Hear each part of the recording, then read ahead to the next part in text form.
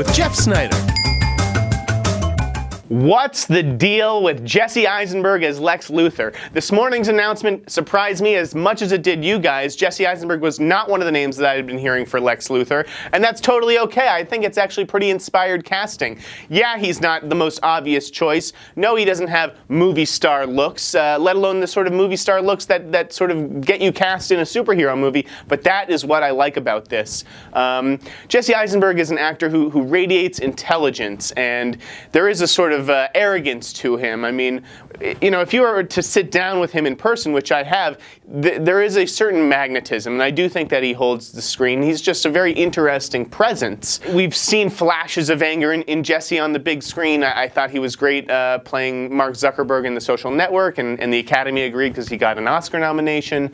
So I'm actually looking forward to seeing him kind of go head-to-head against Henry Cavill as Superman and Ben Affleck as Batman. The part of the announcement that actually threw me a little bit, or maybe it just was a little underwhelming, I was a little disappointed, was Jeremy Irons as Alfred. We've seen Alfred depicted as the white British butler in so many movies. Isn't there something new that we can do with this character to kind of spice him up? Can we get an actor of color in there? I mean, I like Jeremy Irons. He's a great actor. He also has an Oscar for Reversal of Fortune, and I've really enjoyed his villainous turns in things like Die Hard with a Vengeance. It actually would have been interesting to see him play a villain in a superhero movie, but instead we have him as Alfred. And while, yes, he's another sort of prestige name to join the ensemble, I just would have liked to have seen this gone, that character go in a different direction. The biggest problem I had with Man of Steel was that last hour, which just became one big punch fest between Henry Cavill and Michael Shannon's General Zod.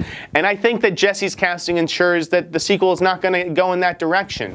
You know, this is, and if it does, it'll obviously be pretty silly, because I don't think we're going to be buying Jesse Eisenberg inflicting any pain on Ben Affleck or Henry Cavill, but it's more about, you know, what's upstairs. I think that this casting is a pretty interesting indication of where Zack Snyder and David Goyer and new writer Chris Terrio are looking to take this sequel.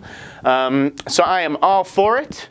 And hopefully you guys will just have a little bit of faith. I think it's also a sign to all the sort of nerdy-looking Jewish types around the world that, you know, if you're looking to grow up and be a superhero or a supervillain, now you can. Thanks for reading TheWrap.com. This has been What's the Deal with Jeff Snyder. You can follow me on Twitter at TheInSnyder. What's the deal with Jeff Snyder?